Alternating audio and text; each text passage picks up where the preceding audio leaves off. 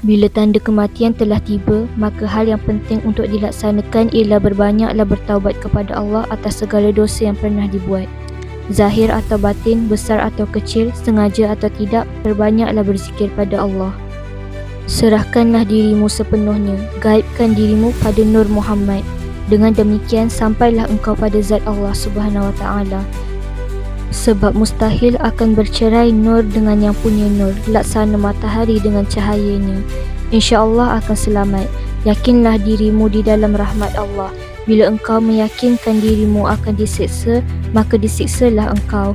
Bila engkau yakin dirimu selamat, maka selamatlah engkau. Adapun tanda kematian itu harus, boleh jadi ada, boleh jadi tidak ada. Tergantung pada kehendak Allah Subhanahu Wa Taala. Hanya mati itu pasti akan tiba. Adapun tanda kematian itu, melihat nur yang lebih terang dari cahaya matahari, melihat ke langit 7 susun tanpa halangan sampai pada aras kursi.